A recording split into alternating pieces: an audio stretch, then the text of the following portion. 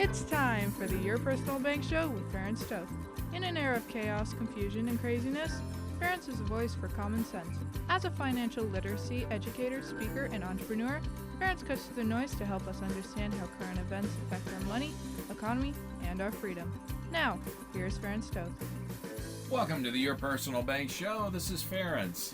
One of the things I need to bring up right away is the last two shows I have been discussing the net effects that I see in terms of what we will anticipate with the Moody's credit rating downgrading the U.S. government debt.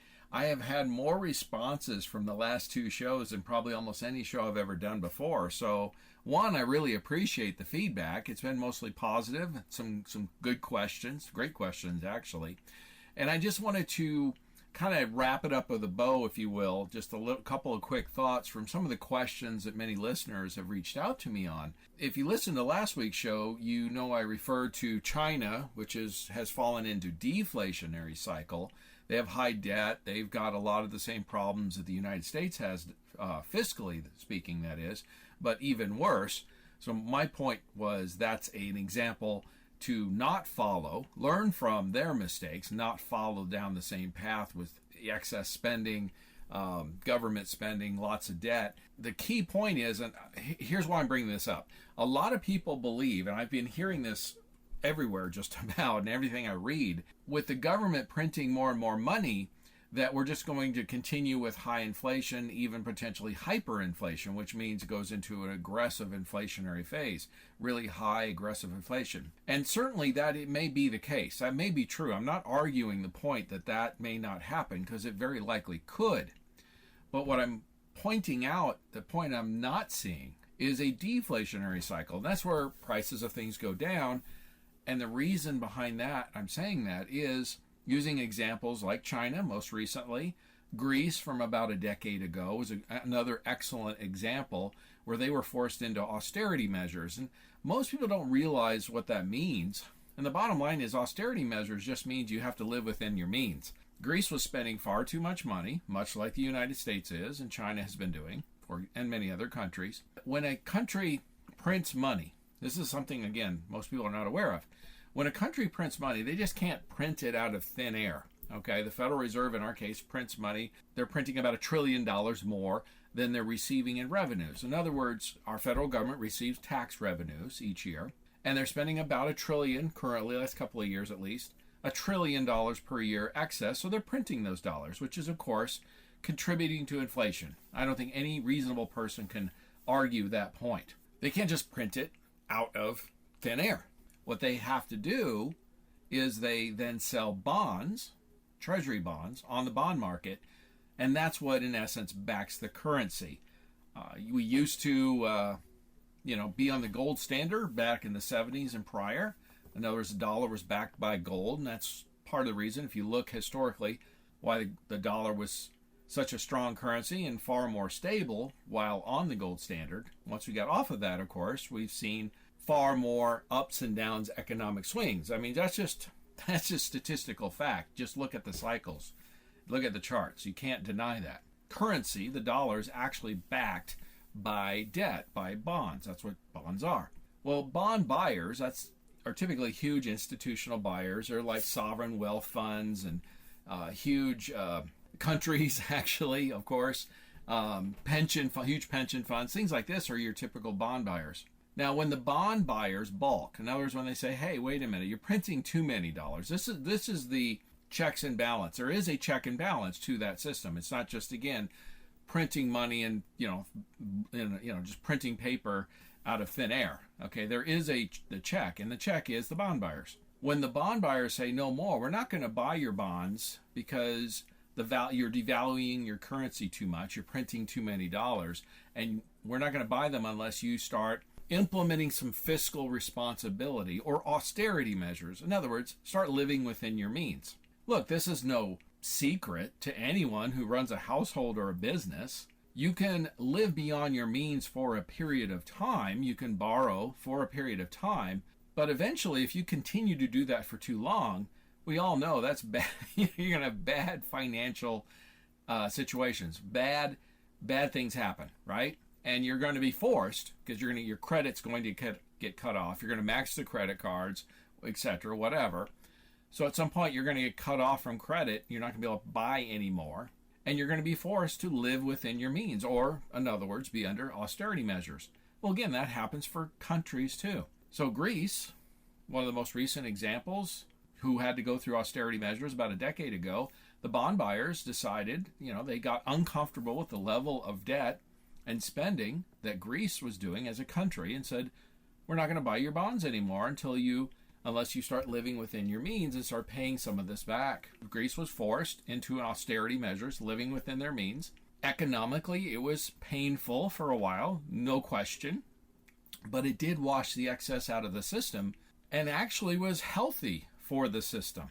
And that's the thing. Cycles happen. Recessions happen.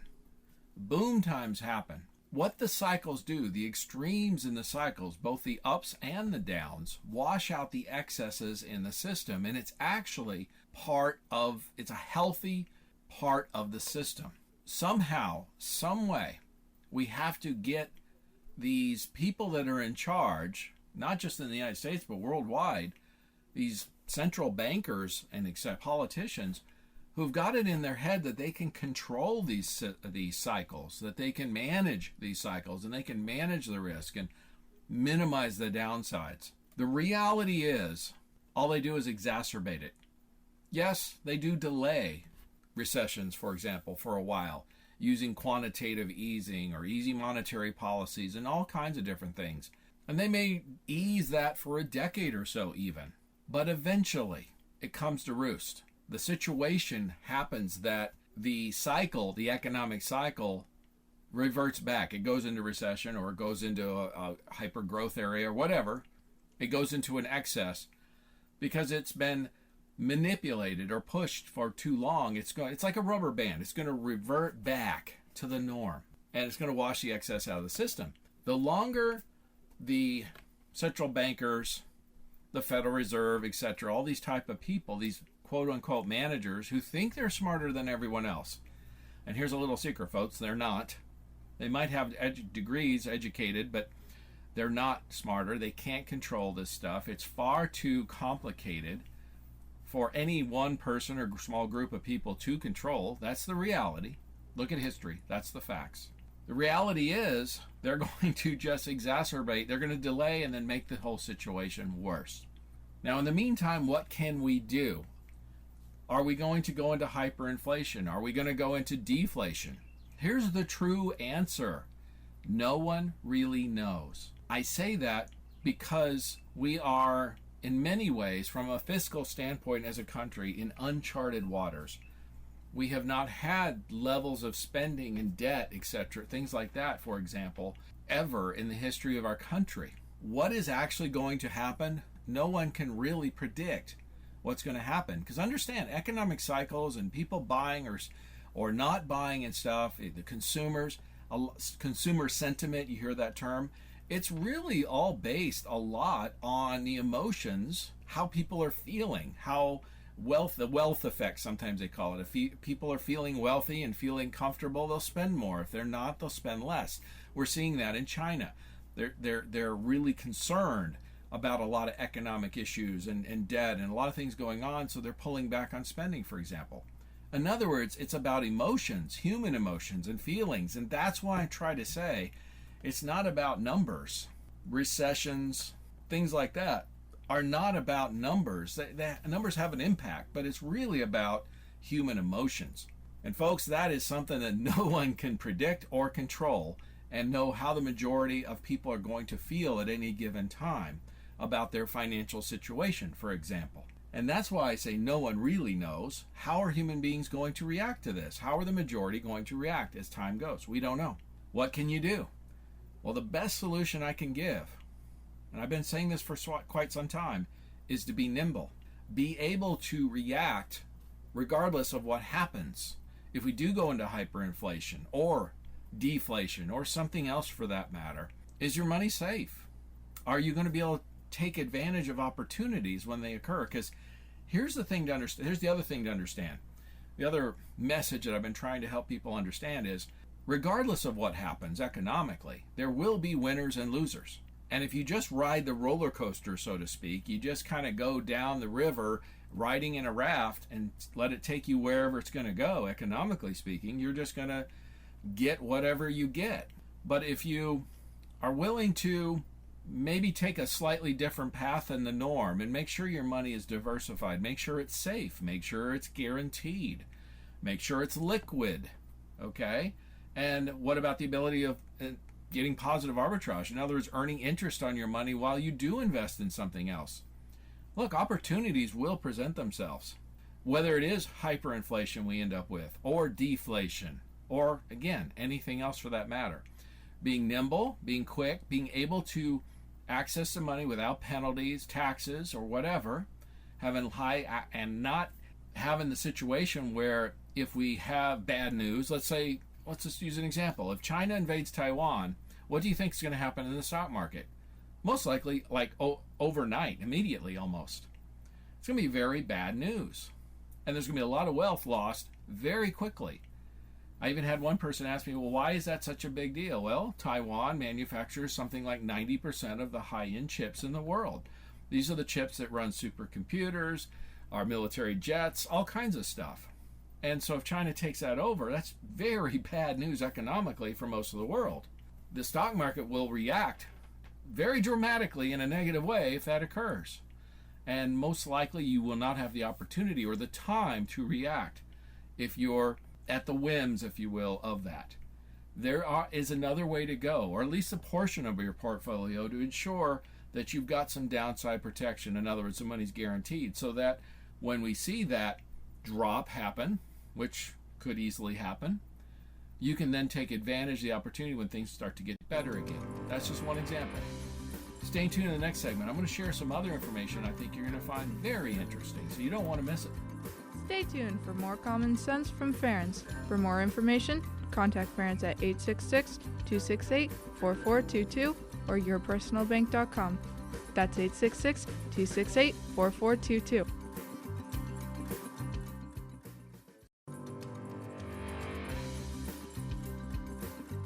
Welcome back to the Your Personal Bank Show with Ferenc Toth. Want more information? Contact Ferenc at 866-268-4422 or yourpersonalbank.com. That's 866-268-4422. Now back to the show with Ferenc Toth. Welcome back to the Your Personal Bank Show. This is Ferenc, and I've been sharing some thoughts from a couple of the previous shows in the first segment, really talking about staying nimble and quick regardless of what the economic situation is going to be. And I made a case where, looking at China, for example, and Greece from a decade ago, we could be heading towards a deflationary cycle instead of, like many people think, hyperinflation. Either may happen, and if you missed what I was talking about, I'm really going to encourage you to go to yourpersonalbank.com.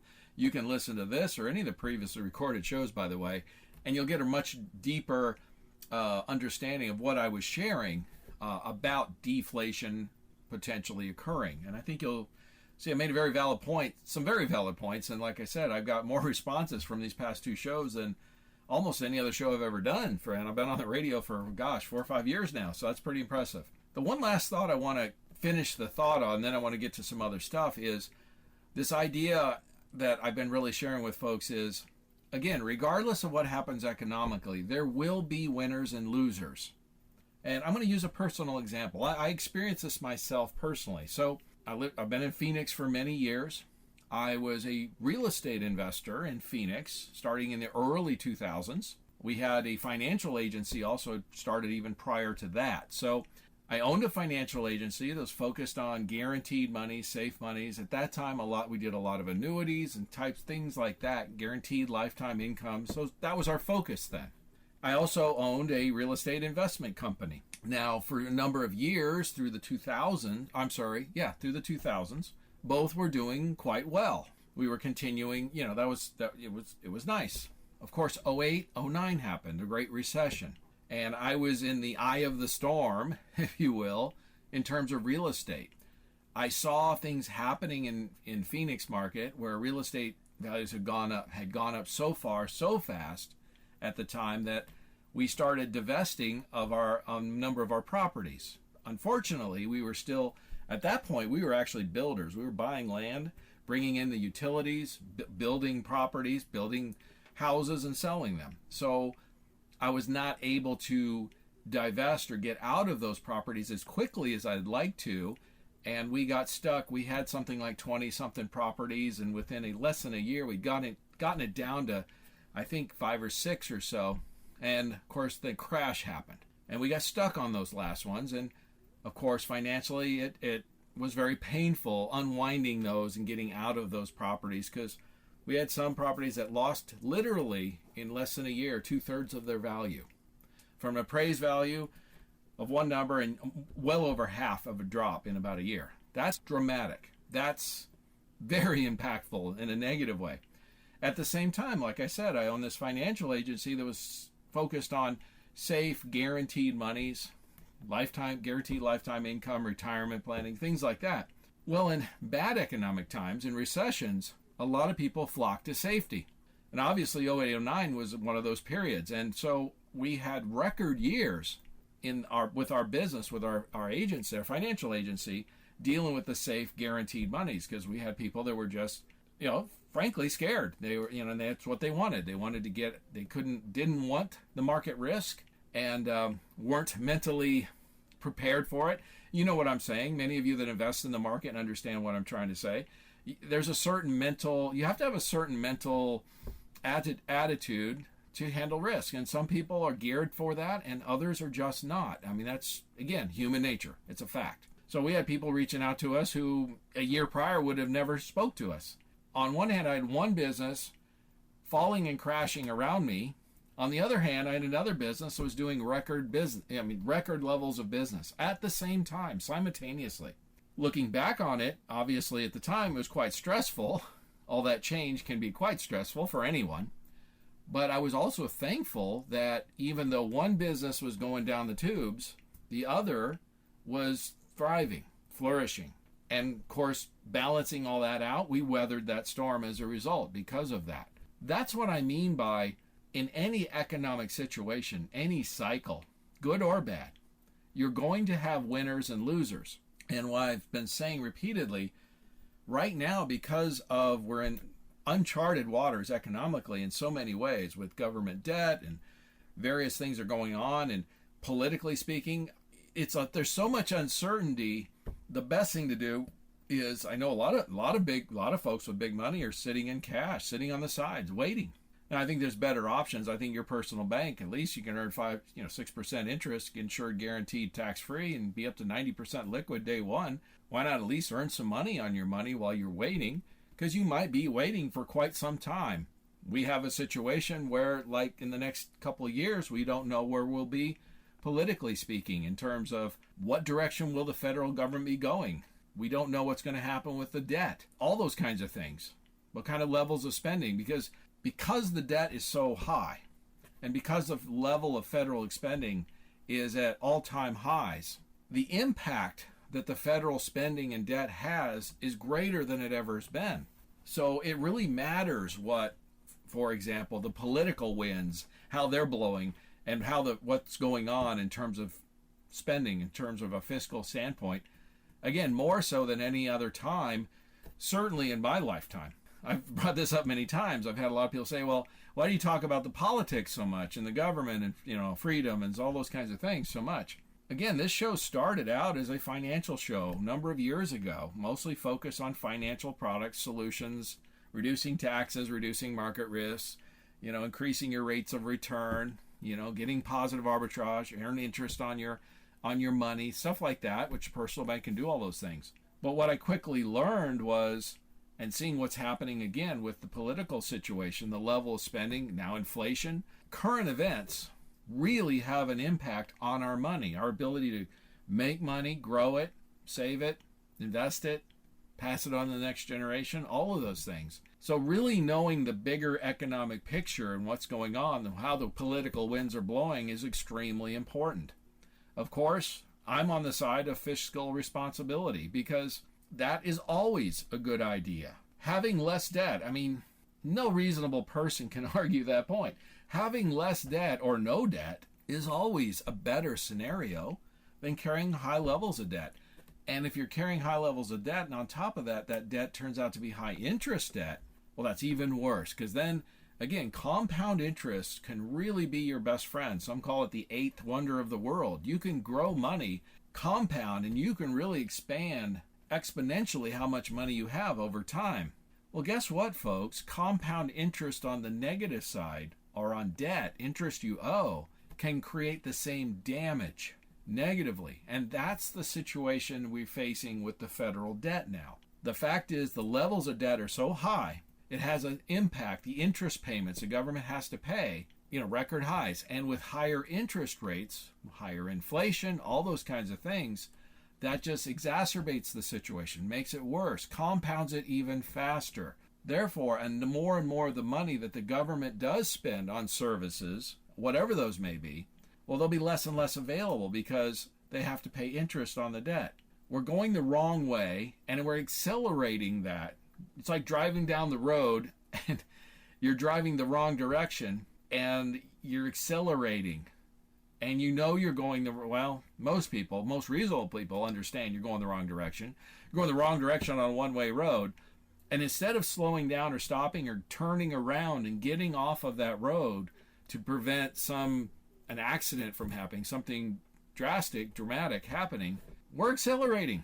And that's just completely and totally foolish. The other thing about all this that's frustrating, I find, is we know from the COVID situation how reliant we learned, if you didn't know already, with supply chains, how reliant we are on countries like China, who are not our friends, okay? They're just not our best friends, right? The fact is we're so intertwined with that, and there's not alternative supply chains, that any bad things or bad news that occurs, say, in China can affect us here. Folks, that's not a good situation to be in. To be reliant on your enemy, or maybe not your enemy, but your number one competitor, to be reliant on them for our way of life is extremely, extremely foolish. And again, that's why I bring up energy policy so much. It's really about national security more than anything, in my opinion. Yes, low energy prices definitely contribute to economic growth, wealth, stability, standard of living, all those kinds of things. Low energy costs are one of the biggest keys to having a first world economy versus a third world economy.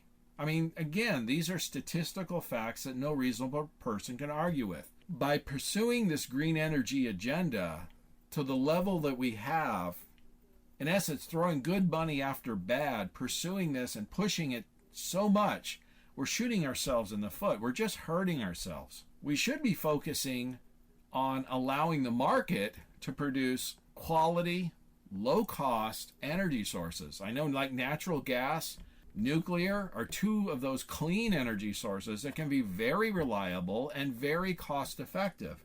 Yet we have the political situation where a lot of that is not allowed to happen. And a lot of money is placed in, frankly, in my opinion, foolish areas like wind and solar heavily that are not so reliant and are not so cost-effective, and in fact pollute more than natural gas or nuclear would. I mean, it's just the political scenario is so ridiculous sometimes. The common sense gets so frustrating. It just makes you wonder why. And I guess that's one of the questions I try to cut through the noise on and try to answer that the best I can. That's been some of my goals. And then if you understand some of the reasons why, then maybe you can make better financial decisions for yourself to weather all this. And again, thrive instead of survive. There will be winners, there will be losers, regardless of what happens economically going forward. I want to see you have the options. Folks, that's the key. Having options and being nimble, being able to take advantage of those opportunities is the key. Stay tuned. I got some great stuff I want to share with you. I think you're going to really like it. Stay tuned for more common sense from Ferenc. For more information, contact Ferenc at 866-268-4422 or yourpersonalbank.com. That's 866-268-4422.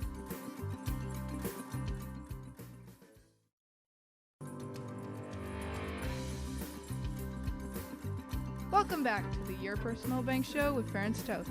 Want more information? Contact Ferenc at 866-268-4422 or yourpersonalbank.com. That's 866-268-4422. Now back to the show with Ferenc. Welcome back to the Your Personal Bank Show. This is Ferenc. So there's a lot of stuff that's been coming out recently. And the thing about it, the common theme that I seem to be running into over and over again is this. Every time there seems like there's one thing to cause a concern, or you're like, oh my gosh, that's so ridiculous, I can't believe it. I've got to the point I don't say that anymore, okay, because nothing surprises me anymore. Then on the other side of the coin, there's cause for, you know what, there's cause for hope for the future because there's somebody pushing back, somebody fighting back, whatever. Here's the reality. I don't know where we're going to end up as a country going forward. Is our society going to continue the way it's been for the last couple hundred years? Are we going to be an economically strong country? Are we going to continue to offer great opportunities for many people? Or are we not? I'm really on the fence on it. My hope was stronger previously. I haven't given up hope. I mean, where else are we going to go, right?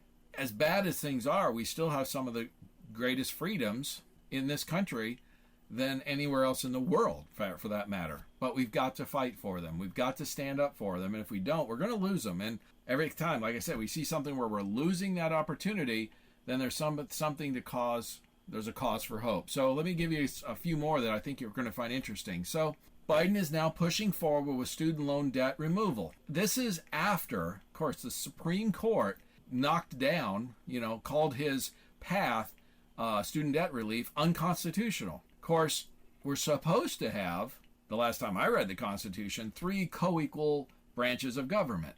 In other words, the court system is determined, especially the Supreme Court, determine whether a law is constitutional or not, for example.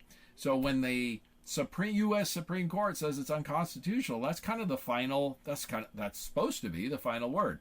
Of course, the Biden administration doesn't want to hear that. They're hell-bent on this student loan forgiveness, and as he stated, they're going to keep pushing. He goes, I announced in the wake of the Supreme Court decision on our student debt relief plan, we will continue to pursue alternative paths to deliver student debt relief as many borrowers as quickly as possible. In other words, they're not listening. It's frustrating. And in fact, they've come up with, I guess, some way under an income-driven repayment plan where they're going to 800,000 borrowers are going to see their debt canceled after the U.S. Supreme Court determined all this was unconstitutional.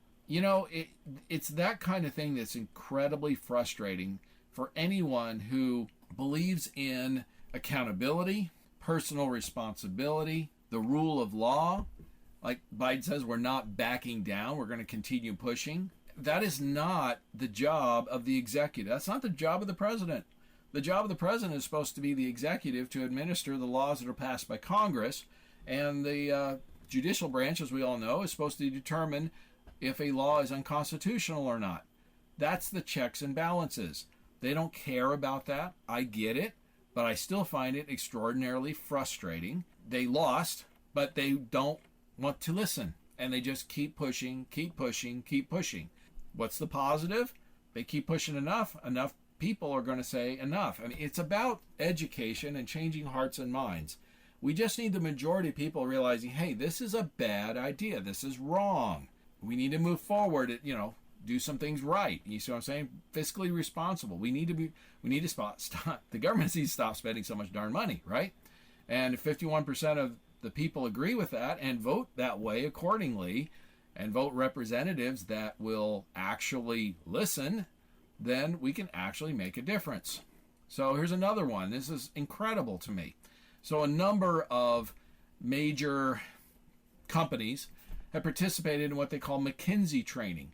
And this is the company that Pete Buttigieg used to work for. Apparently over 900 organizations have hired this company do what they call it's a connected leaders academy, and it's supposed to accelerate racial equity and diversify talent pipelines. The bottom line is, if you're white, you're banned. You cannot be a part of this. So this consulting giant bans white people in an attempt to accelerate racial equity is their bottom line. In other words, they're teaching racism. They're teaching it's a racist, whatever, program that's designed to promote, well, more racism, right? Now, I thought we had, well, frankly, affirmative action is a form of racism too. We already had that. Now they just accelerate and add on to this. The problem that I see is over 900 organizations have been involved with this over the last 2 or 3 years. I mean, it's ridiculous. It's ridiculous. We need to get back to, again, instead of pushing some people up and others down, we need to get a merit. We've always had a merit-based economy. You just want, if you have somebody who's an executive or whatever in a major company, you want the best quality person. That's true for any job. Getting back to merit and earning something is really what it should be about. And again, it's the hearts and minds. Some people are trying to get a shortcut, right? Taking advantage, in my opinion, of this racist program, which it defines as a management accelerator program, and get into executive design for senior executives looking to ascend to C-suite roles. It's nothing more than a high level of racism. It's cancerous. It's negative. It's horrible. It's just divisive of people, divides people instead of bringing people together. We also should encourage merit. We should also encourage, the best person for the job. Because here's the thing it's going to do. No matter what, even if a person, let's say a minority person gets the job, the question in many people's minds going to be, was it by merit? Even if they were a person who deserved it, it actually discriminates against the person who actually did it right. So let's say they're a minority and they move up the ladder, so to speak, and they get the job and they get the executive position or whatever it is, and they truly earned it and they deserve it. The problem is many people are going to look at them and say, well, because of these racist and diversity programs, many people are going to question whether that person really deserves that, even if they do. So it denigrates even the people who deserve it. And that's, I'm sorry, it's racist. If you're treating people differently, here's the best way I can put it. To me, the definition of racism is really quite simple. If you treat people differently strictly by the color of their skin, that is racism. Full period. Stop doing this crap. And to boycott companies that are doing it, it's getting harder to do because there's 900 of them last 2 or 3 years. Boycotting all these companies is going to be impossible. The reality is we need to educate and change hearts and minds. And here's an example of one. I love this. I don't get into a lot of this kind of stuff, but again, it's affecting large businesses, which is going to affect the economy. We're not going to have the best and brightest in charge running companies and being in charge of our economy and going forward. And I find that very sad, very sad. But I love this one. Here's something that might help people wake up. So there's a basketball player. He's called Enes Kanter Freedom is his name. And he's a conservative, one of the few rare conservative NBA basketball players. But apparently the NBA has now actually banned him. But he's made a point. And again, sometimes to make a point, using absurdity oftentimes can make a point better than any other way. So he says, you know what? He says, you can call me Anisha. He says he's threatening to don a wig and join the WNBA. He says maybe I should do that and just dominate the WNBA. He happens to be like 7 foot, 270 pound former NBA basketball player. I think it'd be pretty safe to say he would dominate the women's sport. And if he does that, I'm almost hoping he does, just to make a point. But even bringing that out, that the absurdity of it makes the point of how this culture that we're dealing with right now, and the absurdity, the foolishness, the idiocy, bringing it to bear and getting people to say, that's stupid. Again, changing hearts and minds. Here's another one. Here's another cause for hope.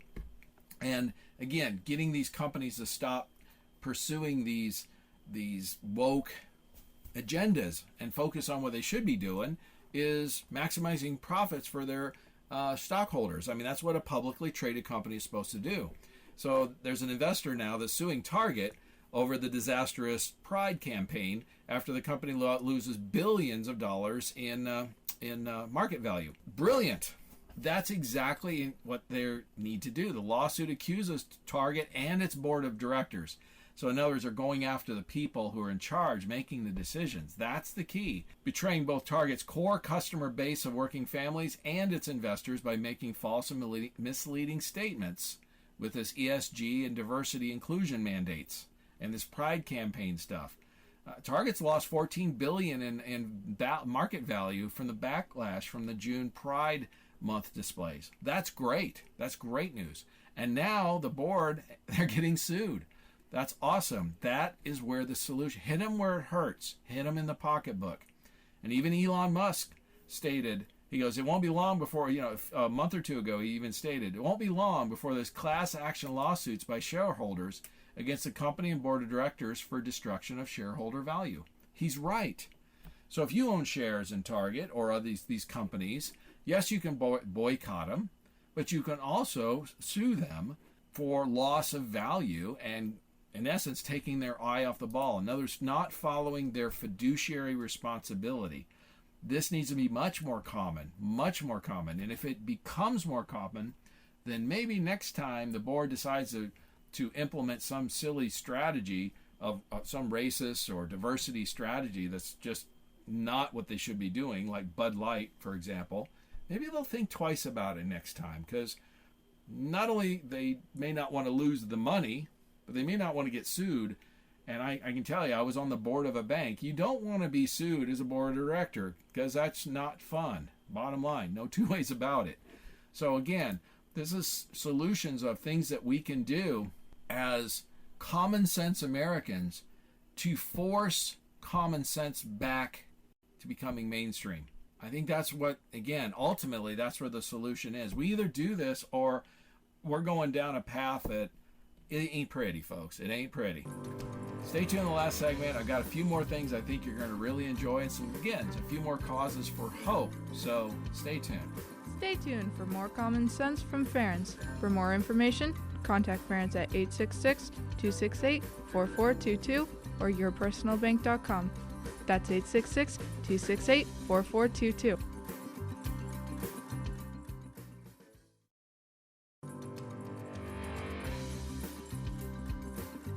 Welcome back to the Your Personal Bank Show with Ferenc Toth.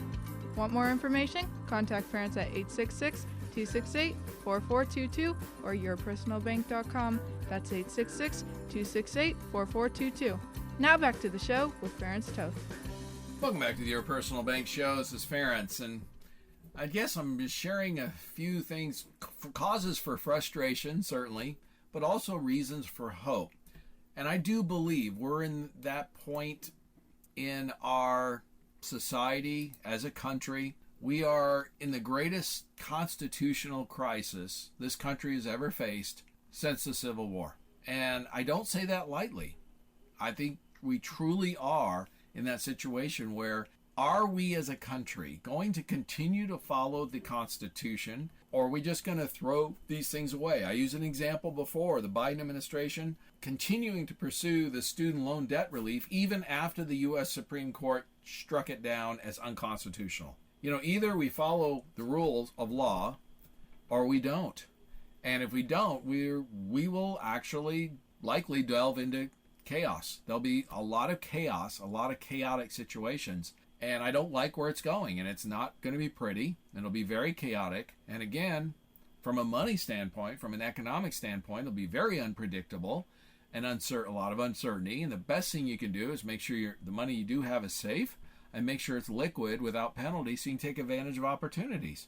Because we could see some wild swings one way or the other, frankly, in asset values, for example. So again, opportunities could present themselves. But if you're, say, in the market, stock market, let's say, and the market drops significantly, well, and you wrote it down, it's not like you can take advantage unless you got some other money set on the side that didn't drop. You see what I'm trying to say? So some diversification, making sure you have some guaranteed monies, making sure it's liquid, like I said, without penalties, without costs, to be able to quickly be nimble and take advantage of opportunities, I believe is a key to surviving economic uncertainty. We definitely have political uncertainty, and I believe that could easily lead to some economic uncertainty. And I'm sad to say, I believe it's going to get worse before it gets better. There's just too many things pointing that way. I've shared some of the reasons and the leading economic indicators in previous shows. If you go to yourpersonalbank.com, you can listen to this or any of the previously recorded shows. You can see what I'm talking about. So I can't say it's all rosy. I don't believe it is. I think we're in for a rough road, but it doesn't mean you have to ride that roller coaster all the way up or down. There's opportunities, potential for opportunities. And again, your personal bank can really help you with that. Again, having the money guaranteed, having it liquid, just that alone can create tremendous opportunities because you have options now. Options are going to be the key, and being nimble is going to be the key to weathering economic uncertainty. So if you want more information, contact me on that. But let me share a few more things that, again, causes for concern and also causes for hope for the future. Because I'm not saying it's going to long term be all bad, all disastrous. I think what needs to happen is things need to get bad enough for enough people, for the majority of people, that they start to vote accordingly and say enough's enough. I don't know if we're there yet. Sadly, that's the part I don't know. My hope is we are, but if not, it very likely is going to get worse, and then we could see a swing to get a lot better. We could see a 1970s period then to a 1980s. If you look at the two economies, they're dramatically different, okay? We went from the Carter years to the Reagan years. I don't care what anybody says. Look at the numbers, look at the facts. If many of us here are old enough to remember that, we could see that again. I'm not guaranteeing it, but we likely could. But you got to weather the storm, don't you? Got to weather the storm to get through the other side. So anyway, there's a few other things that I think are, again, causes for concern and hope. One is this whole thing with the Hawaii wildfires. Apparently, it's some of the worst wildfires that the U.S. we've seen in the country in like 100 years. So these deadly wildfires. And now that's crazy. I used to spend a lot of time in Hawaii. Obviously, it's a tropical paradise. It gets a lot of rain. And so immediately when I heard about wildfires, I thought to myself, well, it's probably a volcano because they have a lot of those too. Apparently, this was not. Having severe wildfires at the level they had is highly unusual, particularly in a tropical wet environment. My gosh, just use your little common sense, right? You look at the pictures, and a lot of people on the ground say it looks like a bomb went off. And I agree. They had the train accident in Ohio few months ago. Same kind of thing. Gave millions of dollars to Ukraine and ignored East Palestine, Ohio. A lot of people attributed that to political reasons because East Palestine apparently is strongly conservative. I don't know, never been, and so they were like, well, they don't vote for us anyway, who cares? Well, Hawaii is staunchly Democrat. So we can't say there's a political reason behind it. I don't know. It's fishy. How's that? It doesn't smell right. It doesn't pass the smell test. And I always say, when there's smoke, there's usually fire. Something's going on. And maybe eventually it'll come out, but it doesn't look good. We'll put it that way. And the reality is, I don't care whether it was totally natural and nothing came of it. Why in the world would we allow Americans to suffer and at the same time send $200 million to Ukraine? Look, I know the reasons why, but people need to wake up and realize, why is our country doing that? Why are our leaders so staunchly, it's both political parties, a lot of them in both parties. The reality is it benefits them financially, and Ukraine was well known, well documented to be the most corrupt country in the world. Money laundering, all that kind of stuff. That's just a fact. So, you put the dots together, okay? Why are they supporting Ukraine so strongly? Obviously benefits their pocketbook, right? I mean, let's just be real. I love this. Federal workers in San Francisco are now urged to work from home due to crime. So the federal workers are not supposed to go into, this is funny, the Nancy Pelosi federal building. They're supposed to work remotely if they can because there's so much crime in San Francisco. If this isn't a warning for failed policies and seeing what the future of allowing entrenched liberal Democrat politicians to run cities, states, the country even, I don't know what is. This is a warning flag. If it is, look, I'm not a fan of federal employees for the most part. I think most of them are unnecessary. But the reality is, if they're recommending that they don't, it's too dangerous to go to work, wake up and smell the coffee, man. There's a problem that needs to be addressed. It's sad that our cities are just getting destroyed by crime. It's just sad. I can even share some of the personal stuff where, last summer driving through Denver, I've been in Denver many times. First time I can say honestly, there was a period there I did not necessarily feel safe. And that's the first time. I've been there many times over the years. I have many clients there. I've spoken there many times. I've got a great station there. I mean, a lot of great people there, but I didn't like what the direction I'm seeing the city go. I'd say the same thing about Seattle. Same thing. Got a ton of clients there. Been there many, many times. Love Seattle. Don't like the direction the city's going. And I can say that my home city of Phoenix, same thing. You're seeing it across the country. Of course, forget places like LA. My gosh, it's crazy. Okay. When is it going to get bad enough? When's enough going to be enough for enough people? I'm hoping the answer is sooner rather than later. Here's another good cause for hope. And this is a feel-good story, but I don't normally share this much in this kind of area, but this is just too good. If you haven't heard about Oliver Anthony, you need to look it up. And he was a Virginia farmer, a nobody, just a country singer, a bluegrass singer, and he's become an overnight sensation with a song called Rich Men North of Richmond. It has become a viral overnight sensation. And the reality is he generated something like over 9 million plays on iTunes in the first 5 days. And like he said himself, a week prior or so that he played in front of 20 people. Nobody knew who he was. It's amazing that you get somebody like this who has struck a chord. He shared an idea, and he's just sharing that the average American, the average person is just getting fed up. Enough's enough. We're getting tired of this. Like he said, the rich men north of Richmond trying to control everything. There are so many things that the average common sense person are just sick and tired of being sick and tired. He's a voice. It's sharing an idea, it's sharing a feeling. It's that kind of thing that revolutions start with, okay? And I'm not saying necessarily revolution needs to be, bloody or anything. I mean, there's idea revolutions. There's, they called it, back in the day, the Reagan Revolution, right? Okay, when Reagan took over and from Carter and that kind of stuff. It's about changing hearts and minds and striking a chord. It's like a remember the Alamo kind of moment for, back in that time frame. These are the kinds of things that cause reasons for hope.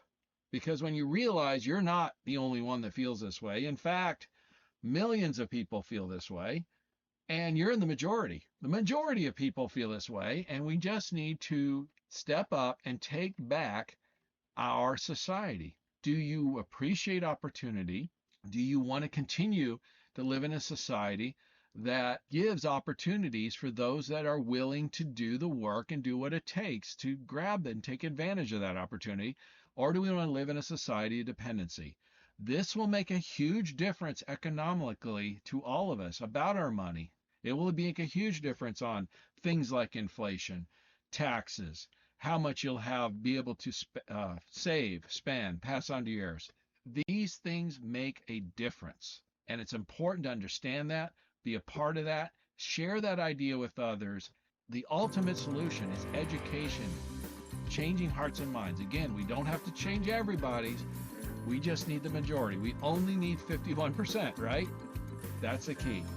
As always, stay tuned to the Your Personal Bank show next week. And as long as it's still on our money, in God we trust. Listen Tuesdays at noon and Saturdays at 1 to the Your Personal Bank show for more information. Contact Ferenc at 866-268-4422 or yourpersonalbank.com. That's 866-268-4422. This show is designed to provide accurate and authoritative information. The presenter and guests of this program do not engage in legal, accounting, or tax advice. Professional advice regarding your situation should be sought if required. Some products discussed may have limitations and not be available in all states. Excessive unpaid loans may affect performance. Distributions may become taxable if not managed properly. Replacements may not be suitable for everyone. There may be charges when replacing coverage. Dividend rates and bank line of credit rates may change. For current rates, contact Ferenc at 866-268-4422 or yourpersonalbank.com. Again, that's 866-268-4422 or yourpersonalbank.com.